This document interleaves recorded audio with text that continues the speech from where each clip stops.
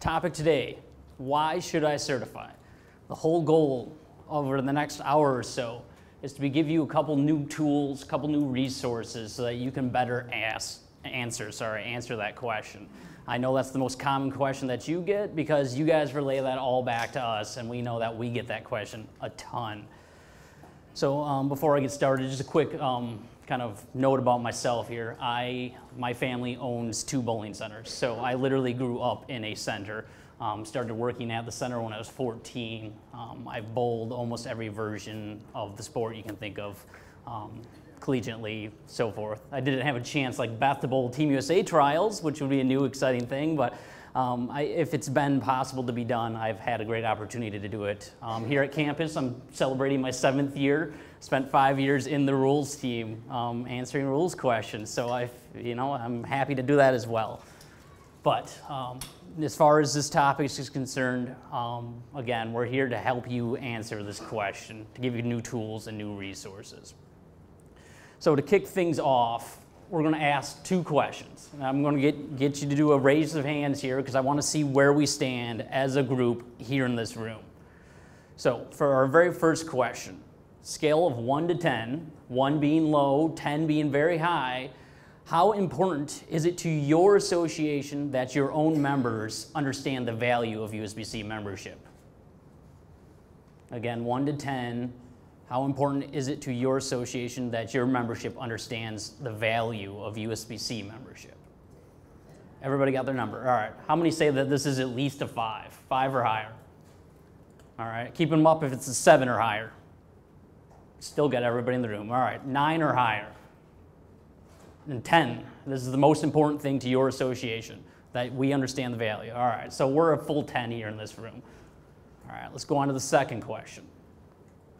This is on you personally now. How confident are you in your own ability to describe that membership value to the people asking the question?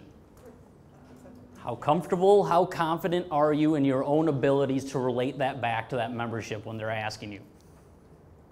Give you a second, same scale, 1 being low, 10 being extremely confident. You're ready to get up here on stage with me. All right, everybody got their number? All right, I'm going to reverse it on you. How many of you are that 10 and you want to get up on stage here with me and give this speech? All right, we got nobody, and that's perfectly fine. I don't even put myself as a 10. Every opportunity we go through this is another opportunity to learn and to grow. How many would say that there are probably a 7 or 8, though, that you're pretty confident that you know a lot of the membership benefits? We got a few people kind of meagerly raising their hand, but that's okay. All right, how many of you would say you're in that 5 to 6 range? There we go. That's the majority of the room right there. All right, now be open and honest. We're all here to learn, all here to grow. How many of you put yourself in that lower range, the 3, 2, 1, 4 category? All right, that's fine. Absolutely. We're all here to learn and grow.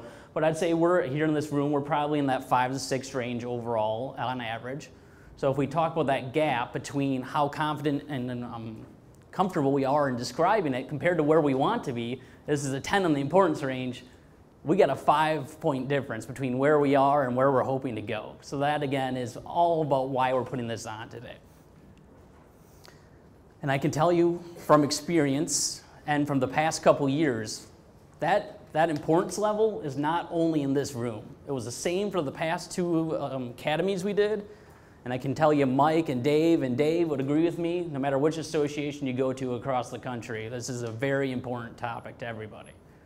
So important it's actually in the national bylaws to keep and retain our membership. I think it's like number 6 in the purpose of USBC, is to keep and retain our members.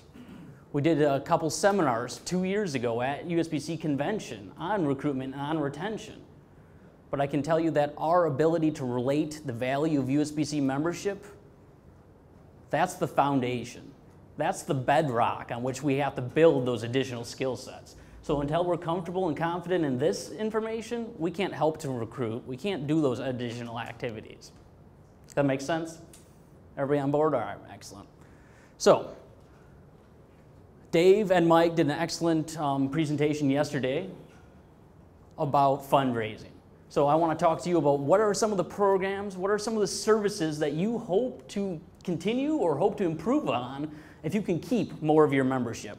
Go ahead and shout them out to me. What are some of them that you would like to maintain or improve on if you were able to do so? Put on more coaching clinics. That's an awesome idea. I love that one. Who else has one? Yes, sir. More recognition programs, the award programs. Excellent. More or better awards. Great. Who else? Appreciation tournament for all the bowlers. That's a great idea. Sorry?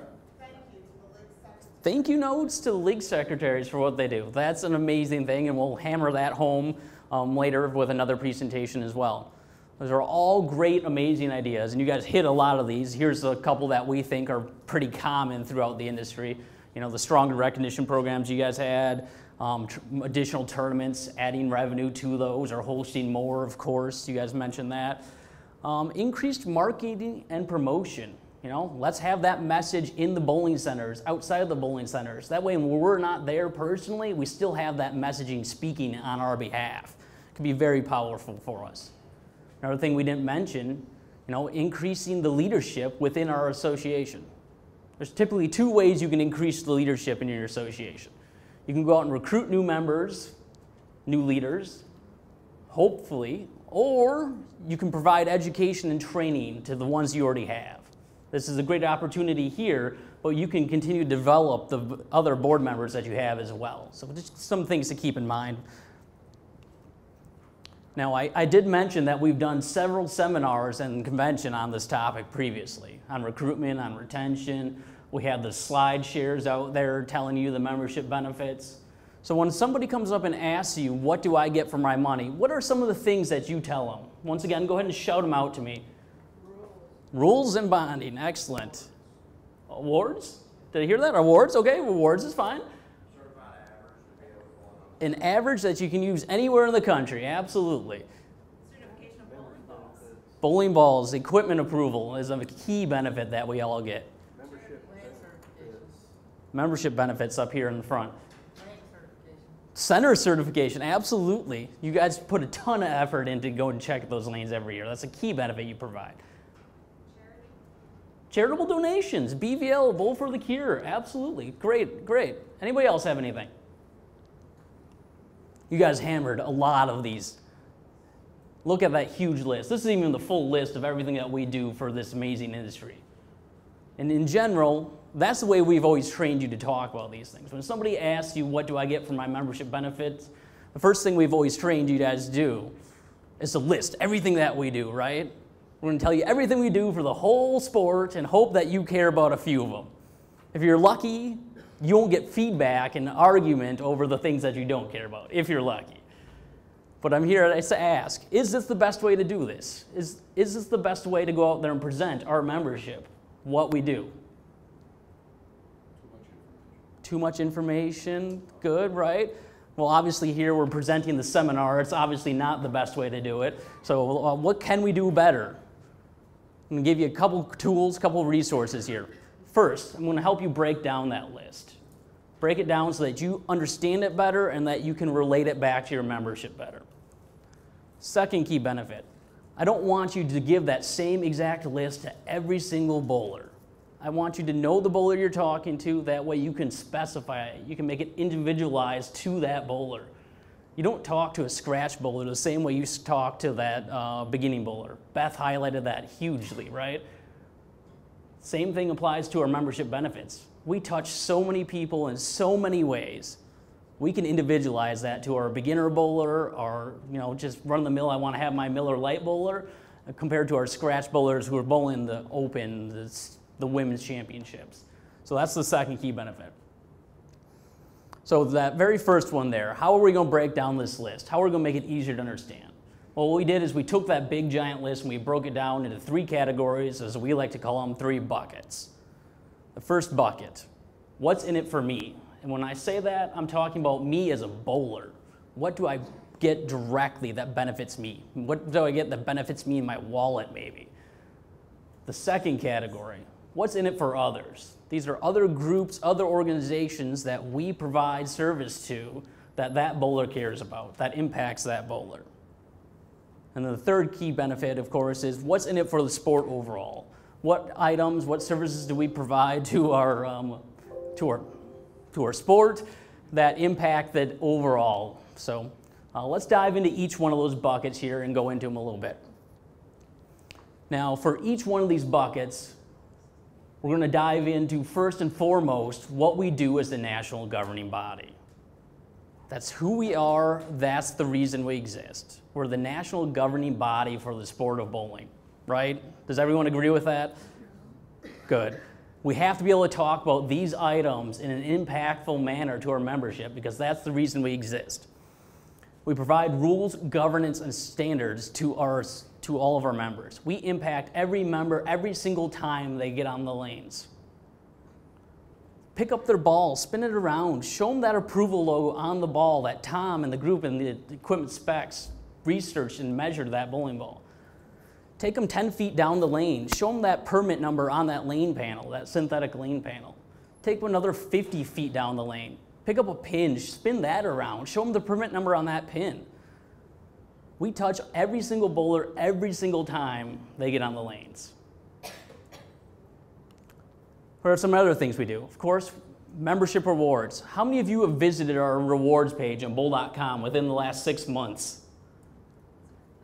We got a few people, again, not really shouting it from the rooftops, but there's a few of us. If you haven't been there recently, you have to go back. Of course, you got all of our national sponsors, Nationwide, Hager Clothing. But the one I want to emphasize is our Benefit Hub. On Benefit Hub, you can get discounts at other national retailers, from cell phones to computers to Home Depot. You name it, they're up there. But I want to take it one step further because I want to help you sell your own membership locally. They also offer local discounts as well. Now, to highlight this, I'm from a small town in Michigan, from St. Joseph, Michigan. It's 20,000 people, no mega metropolis, but on Benefit Hub, there's a great, amazing deli. They actually call it just the deli, but they have huge pastrami sandwiches and some good craft beer too, but that's a different story. But I can get a $10 gift certificate for only $5 by using my USBC membership and logging on to bowl.com. $5 free of value that I get for using my USBC membership. I will pay for my membership, my $20 membership, multiple times over just by going and enjoying a sandwich.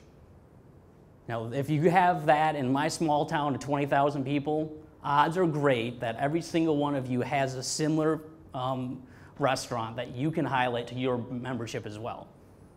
Okay? This is easy. We can easily show that we can pay back our membership multiple times over.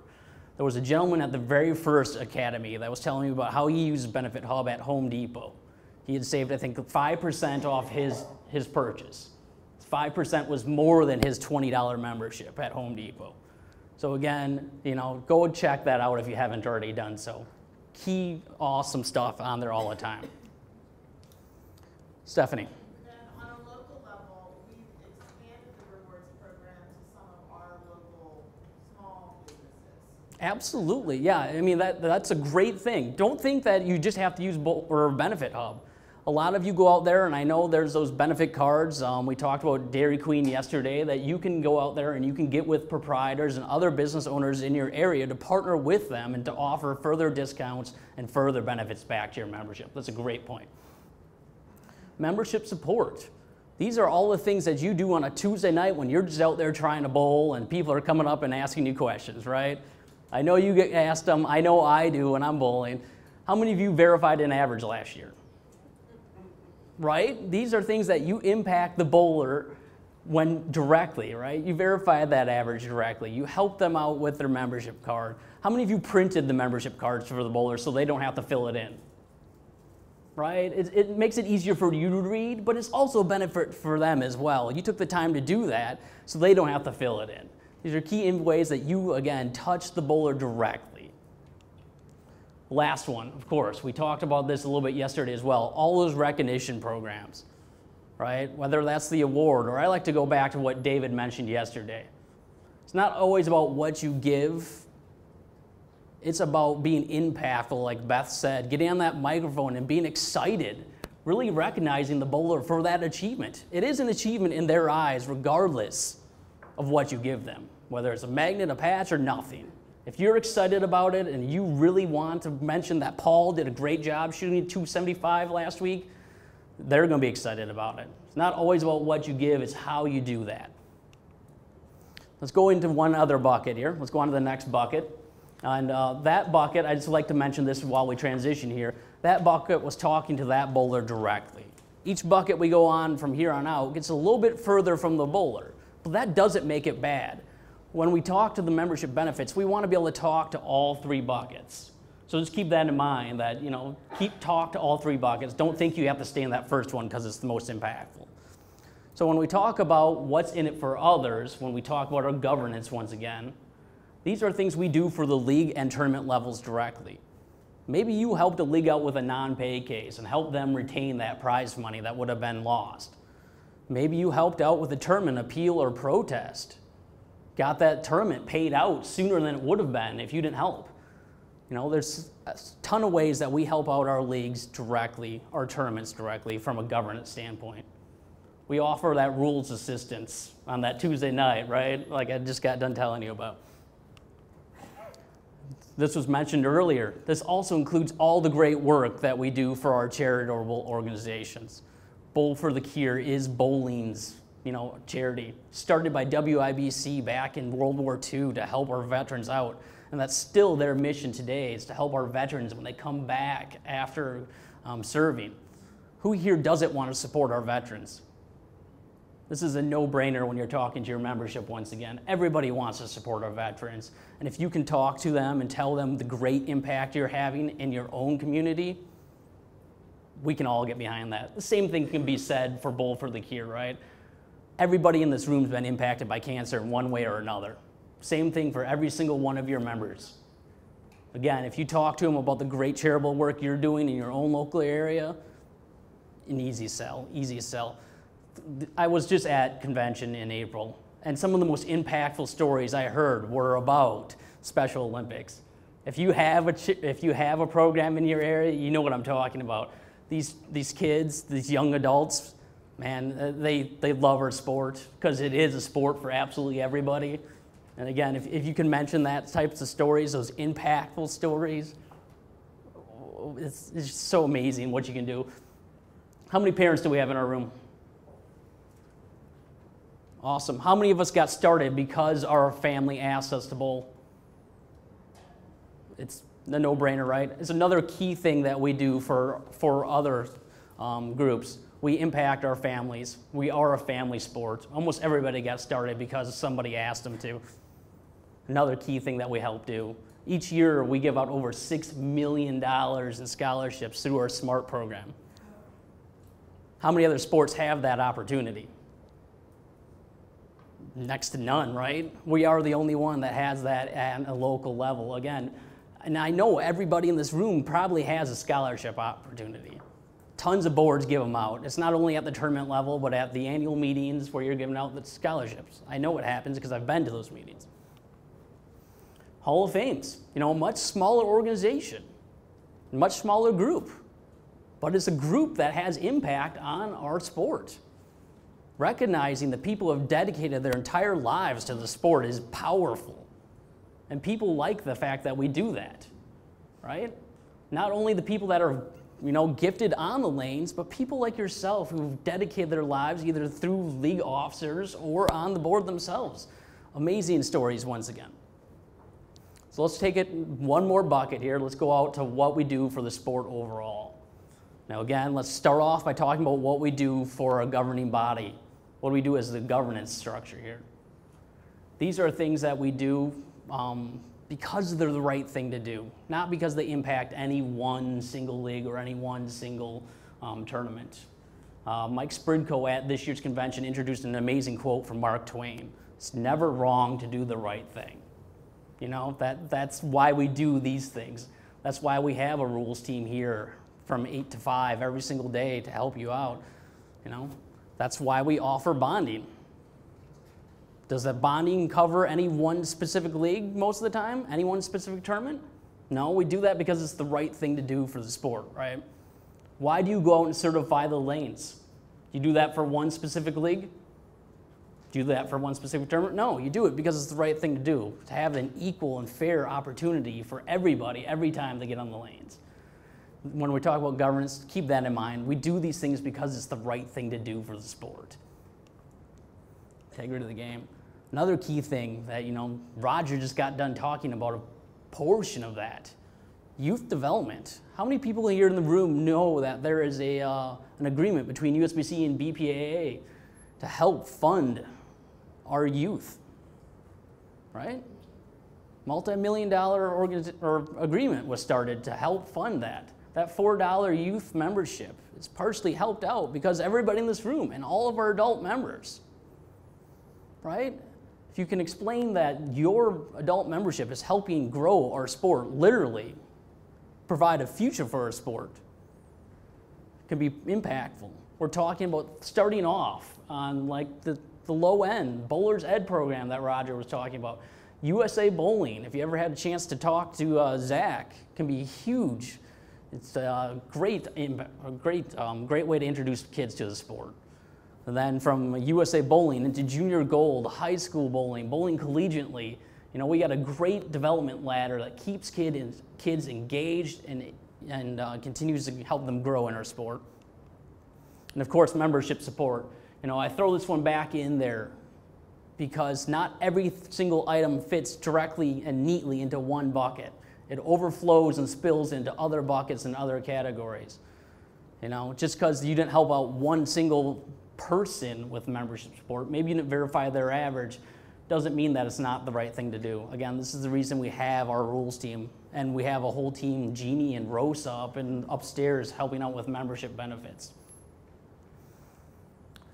So in a little bit here, I'm going to bring David Prang, our Western Regional Manager, up to do a quick role play. Now, David is going to act as the USBC representative, and he's going to pick one of you out of this room to act as the bowler. Okay?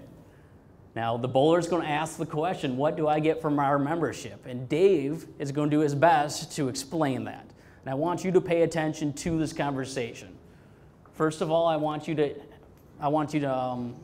pay attention to what he does the very first time he gets asked the question.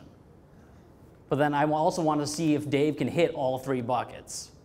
What items in each bucket does he hit, if he does hit all three? So without further ado, I'll bring Dave up, and he will call his victim.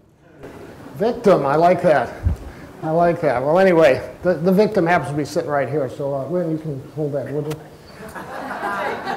It's all right. This won't be the most painful thing you do. Anyway, first of all, I wanted to introduce myself. I'm Dave from USBC, Lynn, and my friend Ben over there and I were talking, and he was saying the other day you guys were having a conversation about USBC membership, and you weren't really sure about the value that it holds. Is that right?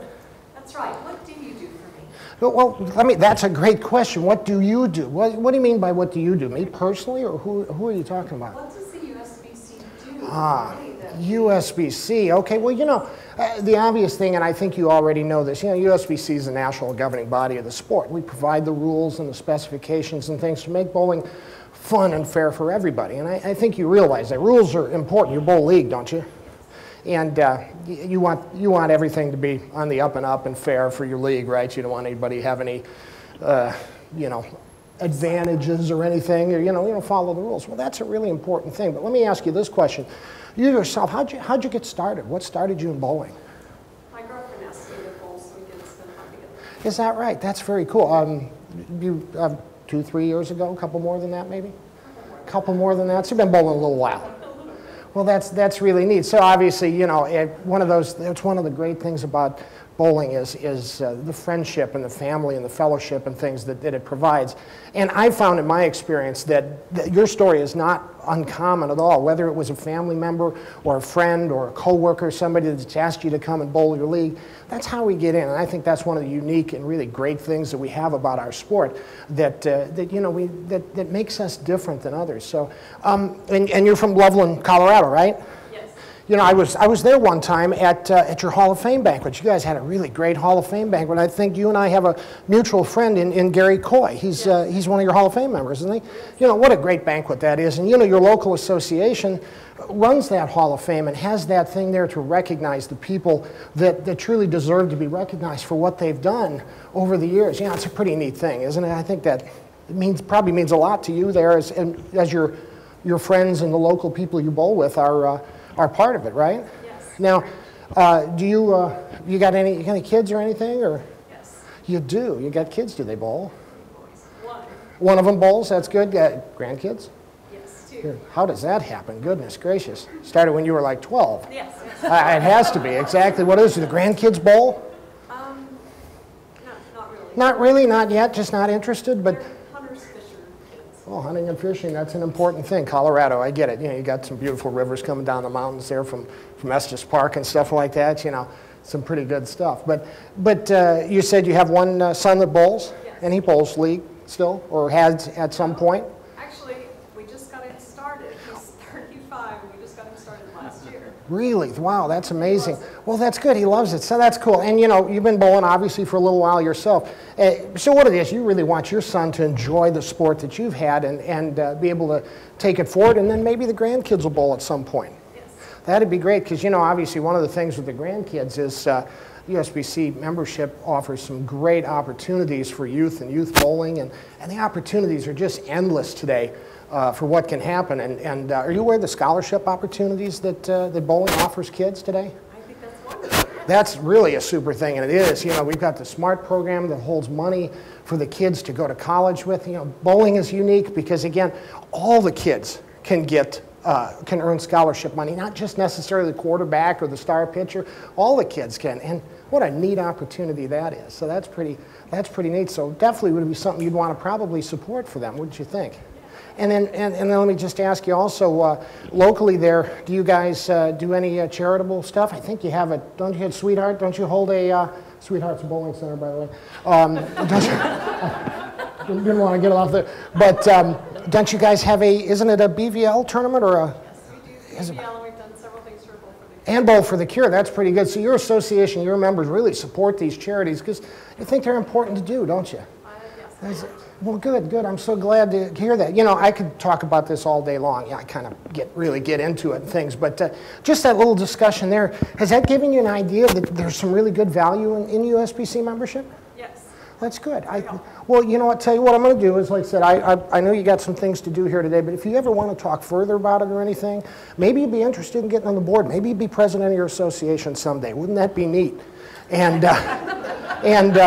you know, if we ever want to do it, I'm always happy to talk about it, and you know, we're happy to help. So I'm so glad to talk to you. Thanks, Dave. Thanks, my pleasure. All right. Big round of applause for Dave and Lynn, our victim. So let's dive into what Dave did.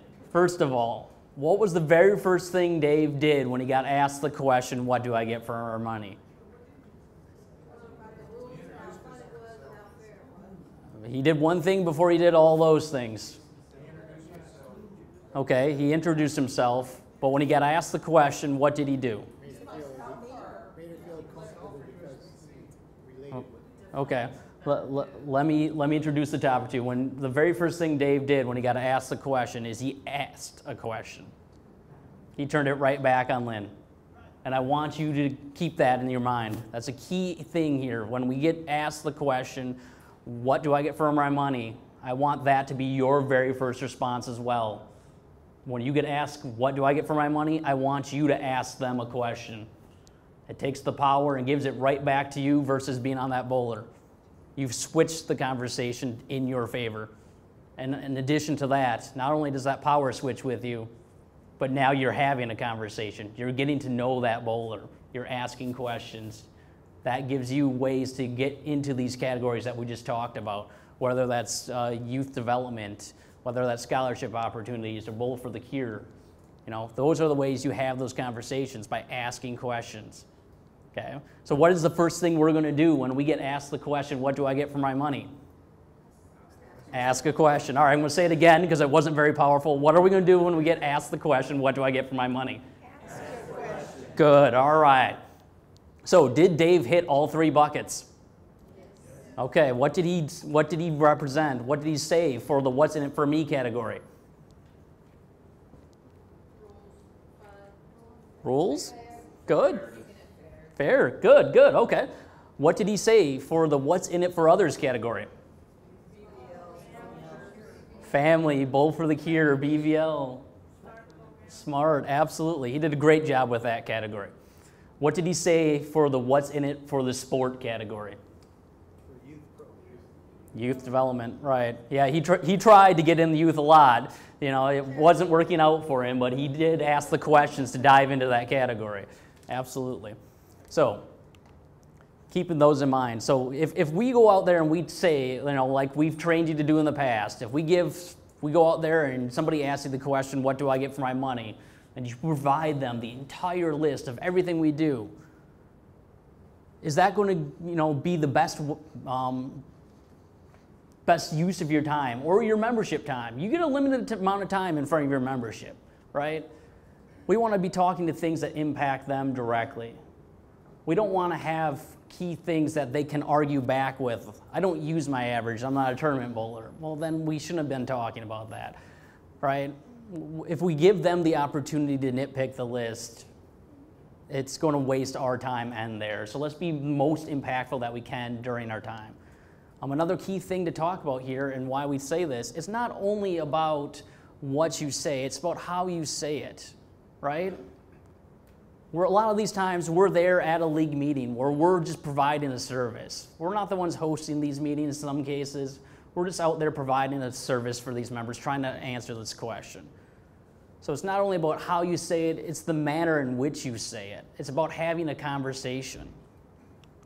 So when we're saying that, you know, the key thing here again is to ask questions. Because the more you ask questions, the more rapport you can build with a bowler. When we say building rapport, what does that mean?